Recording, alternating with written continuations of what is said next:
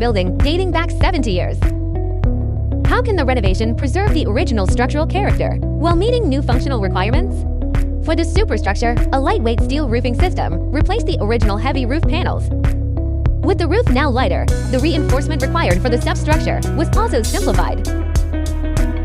Column reinforcement was upgraded from a section enlargement method to steel jacketing, while carbon fiber reinforcement was used for the beams.